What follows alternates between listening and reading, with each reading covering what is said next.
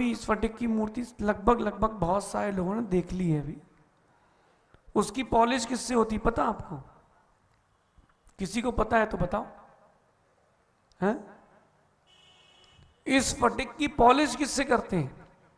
जो स्फटिक पत्थर होता है बहुत नाजुक होता है, पत्थर से उसकी पॉलिश नहीं कर सकते। उसकी पॉलिश करने के लिए कपड़ा आता है। जो मशीन होती है उसमें इतने सारे मोटे कपड़े लगाए जाते हैं, पतले पतले बहुत सारे। उस कपड़े के लिए एक केमिकल लगा करके घिसा जाता है, तब जाकर के उस फटिक में पॉलिश होती है।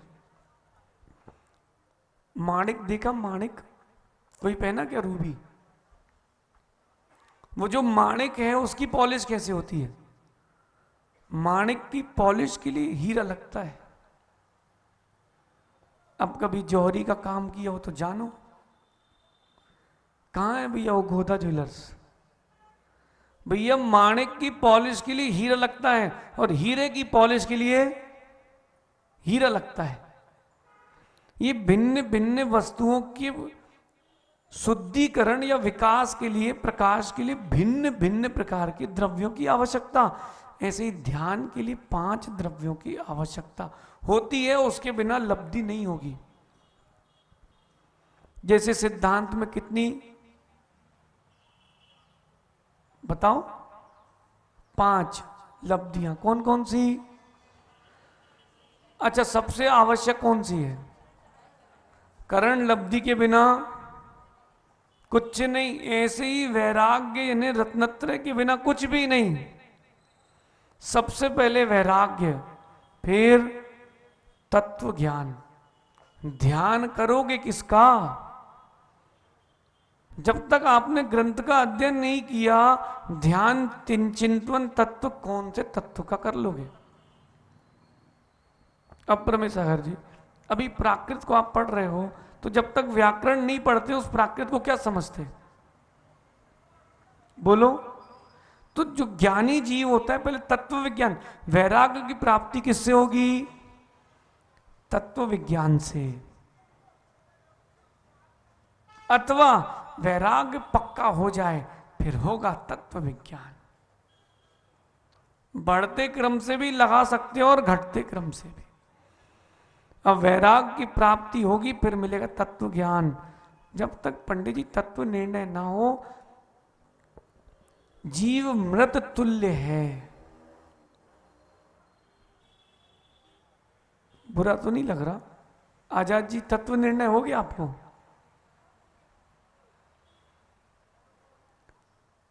बोलिए। ठीक है वैद साहब, तत्व निर्णय हो गया क्या? सेठी जी, जब तक तत्व निर्णय नहीं हुआ हम जीवित रह के भी मृत के तुल्य ही हैं। देखा नहीं किसी को कोमा में पड़े हुए? कोई व्यक्ति कोमा में पड़ा हो, उसको देखा कि नहीं कभी? अजीत देखा क्या? कैसी स्थिति होती है? सुन रहा है सब।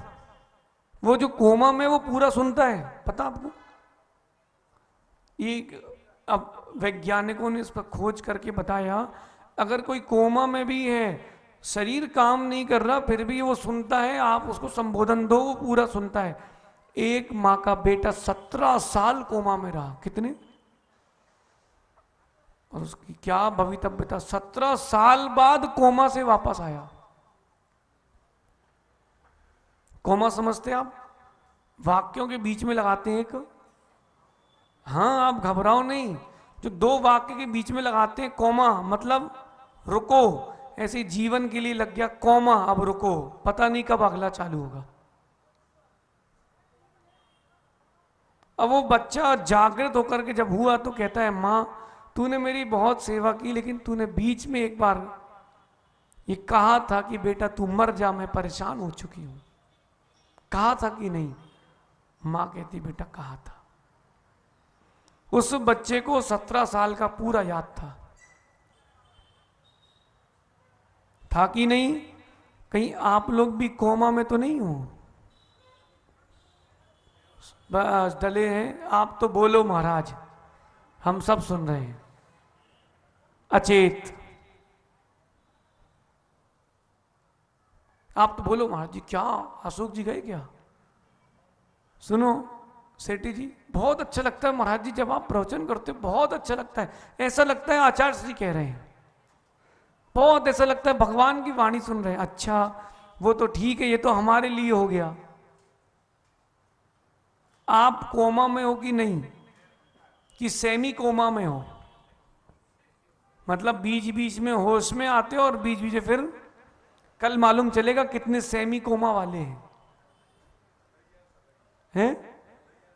कोई बात नहीं, जो भदैया है वो ही सदैया बनेगा।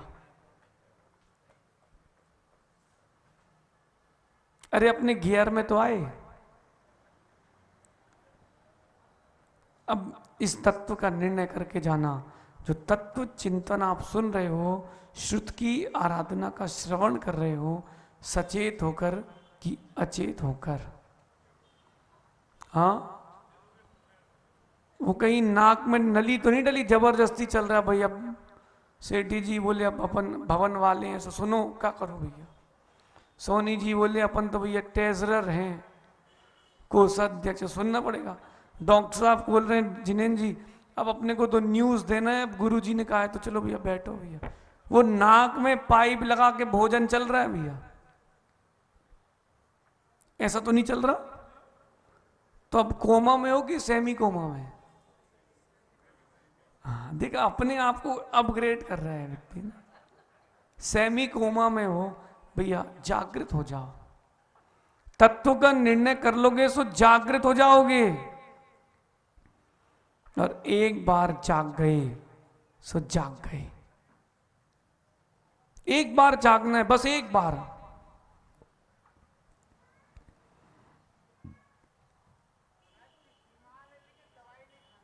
हैं? कौन? वाह कितने अच्छे लोग हैं, अपनी ही बुराई स्वयं कर रहे हैं और फिर भी हंस भी रहे हैं।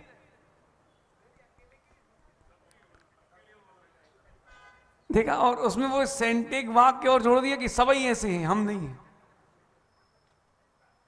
एक बालक से मैंने पूछा कहां गए थे, तो उसकी यहां कुछ छपा था पंडित जी, तो हम समझ गया है कि कुछ खा पी के आया है। कहां गए थे? धीरे से कहता है सबके साथ गए थे 56। मतलब उसने एक वाक्य में सबको लपेट लिया। ये भैया आजाद जी हैं, सब लपेट के देते हैं एक बार में। सुनो आजाद जी, तत्व निर्णय हो रहा कि नहीं, तब जाके आगे आपको लब्धि होगी। वैराग्यम तत्व विज्ञानम निर्ग्रंथ्यम। अब निर्ग्रंथता चाहिए है, परिग्रह रहित अवस्था चाहिए। अरे पंडित जी 1 घंटे के लिए सही, समय करते कि नहीं आप लोग? सर्व सावध योग वृतोष्मी, समस्त परिग्रह का त्याग करता हूं, करते कि नहीं? नहीं करते। बस 1 घंटे के लिए तो निर्ग्रंथ बनो। कपड़े उतारने से निर्ग्रंथ नहीं कह रहे, यहां परिग्रह रहित वाला निर्ग्रंथ कह रहे हैं। 1 घंटे के लिए परिग्रह, 1 घंटे के लिए, आधा घंटे के लिए, जितना परिग्रह अपने पास है शेष परिग्रह का त्याग कर सकते। अभी आधा घंटे के लिए कर सकते हैं। कोई प्रॉपर्टी वगैरह का काम करता क्या है? नहीं सुनो तो, और किसी का फोन आ जाए भैया फ्लैट चाहिए, फ्लैट, अब उससे बोले भैया हमारा तो अभी का त्याग है, तो फोन नहीं लगाएगा। बोले भैया कैसे आदमी को लगाया है?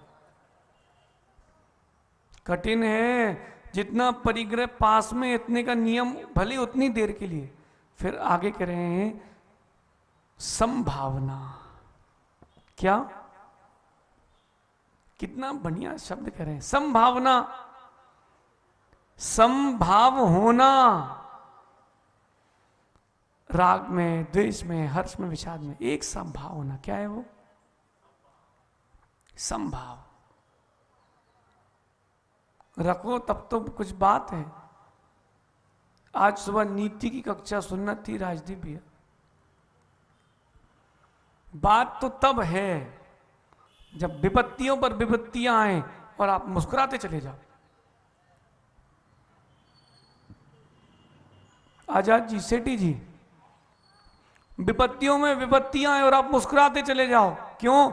ये विपत्तियां नहीं है, ये मेरे द्वारा लिखा हुआ मेरा ही अकाउंट है। कठिन है, सुनना सरल है, गुनना कठिन है। एक विपत्ति गई, दूसरी आ गई, दूसरी गई, तीसरी आ गई, तीसरी गई, चौथी आ गई। क्यों गौतम भैया? फिर व्यक्ति बोलता है महाराज जी पता नहीं क्या हो रहा, एक चीज सरल होती नहीं कि फिर एक और काम फंस जाता है। तुम घबराओ नहीं भैया, संभावना रखो तो आगे ऐसा नहीं होगा। धैर्य, मुस्कुराते रहो। बोलो, अरे बोलो, जागते रहो, मुस्कुराते रहो, विपत्तियां आएंगी, मुस्कुराते रहो। प्रमुदित मना, कैसा? प्रमुदित मना, कोई हास्य कसाए नहीं, अट्टहास नहीं, प्रमुदित मना, मुस्कुराते रहो। फिर जो होगा सो देखेंगे, क्या कर क्या सकते हैं। पंडित जी, जंगल में आप हो और शेर आ जाए, फिर क्या करोगे? अब वो शेर करेगा, आप क्या करोगे? आप तो संभावना, नमोकार का पाठ। आचार्य महावीर कीर्ति जी का दृष्टांत आता है जबलपुर कटनी के पास का। सुन बेटा, नहीं 104 बुखार, और वो खड़े होके सामायिक कर रहे कि असाता साता में बदलेगी। उतने में एक सांप ने आके अंगुली पकड़ ली। चातुर्मास के समय था और सांप ने आके अंगुली पकड़ ली। आचार्य महावीर कीर्ति महाराज क्या कहते हैं? बैर है सो देर किस बात की, बैर नहीं है सो देर किस बात की। अगर तेरा बैर है सो तू काट ले, जहर चढ़ जाए मैं जाऊं, और बैर नहीं है तो छोड़, मैं देर क्यों कर रहा है, सामायिक करने देना। सांप ने मुख छोड़ा, चला गया। बैर है तो देर किस बात की। ऐसे ही आप अपने में खोजो, ढूंढो ना। क्यों? बोलो अप्रमित सागर जी।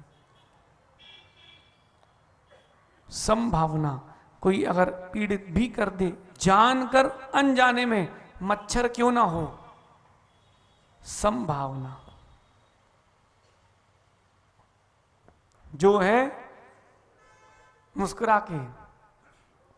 अभी यहां से आप लोग उठ के जाना और जिन जिन की चप्पलें ना मिले, मंदिर चप्पल पहन के आना ही नहीं चाहिए। मंदिर चप्पल पहनकर आते हो आप लोग? नहीं, ये मत बोलना कंकड़ चुभते हैं, सहन करो। भगवान जिनके पास गए हो आप दर्शन करने, उन्होंने कितना सहन किया है, तुम कंकड़ सहन नहीं कर पाओगे। सहन करना सीखो। क्या सीखो? कितना ही दूर है, कार से आते ना, उस बेकार कार से आते ना, बिना चप्पल के नहीं आ सकते महाराज जी, वो फिर पेडिक्योर कराना पड़ेगा, पैर हमारे गंदे हो जाएंगे, उसमें मैल लग जाएगा। कई लोग तो मोजे पहन करके मंदिर में आ जाते हैं। बड़ा हमें ऐसा लगता है कि कम से कम सेठी जी एक बैनर लगवा दो, चमड़े की वस्तु, जूते मोजे उतार करके हाथ पैर धो करके आए। और निर्मल जी नीचे एक और लिखवा देना लाइन, मान कसाए भी छोड़ कर आए। एक छोटा सा बैनर बनवाओ, अच्छा सुंदर सा लगवा दो, प्रॉपर दिखना चाहिए। एक देश जब अपना पराधीन था, स्वाधीन नहीं था, स्वतंत्र नहीं था, भारत, समझ रहे भारत भाई, तो सिवनी की घटना है। वहां का एक, वहां पर एक अंग्रेज ऑफिसर जूते पहनकर सीढ़ी चढ़ रहा था जैन मंदिर की। कहां की घटना है? सिवनी की।